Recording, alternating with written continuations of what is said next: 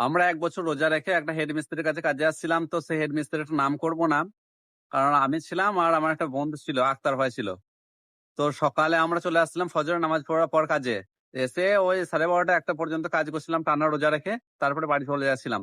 তখন ধরনের দিন ছিল গ্রীষ্মকাল, অনেক রোদ গরম ছিল।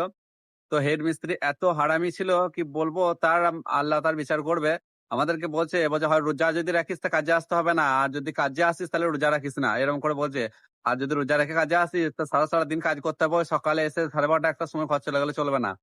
ওই তাদেরকে ৫ টার সময় ছুটি হয়, ৫ টা অবধি করতে হবে। আর বাইরে কাজ এত রোদ গরম। শেষে ওর জন্য রোজাটা ছাড়তে হলো। কারণ আমাদের মধ্যবিত্ত আমাদেরকে কাজটাও করতে হবে। কাজ না করলে আমাদের সংসার চলবে না। আমাদের ঋণ দেনাও রয়েছে। আমাদের ঘর সংসার রয়েছে। তো ওর কি যে হাল হবে আমি তার কাছে কাজও ছেড়ে দিয়েছি। তারপর থেকে আর কাজও করি না। সে অনেকবার বললে আমাকে কাজের জন্য কাজে যায় না।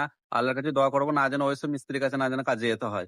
মানে তারা মুসলমান হয়ে আবার মুসলিম হয়ে তাও যেহেতু রোজা নামাজ রোজা করে না। আবার আমরা যদি রেখেছি কষ্ট করে যে হ্যাঁ, সকালে আসি আমরা তো সারাদিন বসে থাকি না কাজে এসে। কাজে আসছি, কাজে এসে কাজ করছি। কাজ করার পর তারপরে 12:30 ১ টার সময় ছুটি করছি। একচুরি করার মতোই। তা সারা বছর তো কাজ করছি। একটা মাস তোরা এরকম একটু মেইনটেইন করতে পারবি না? তোরা কেমন মিস্ত্রি বলে ওরা?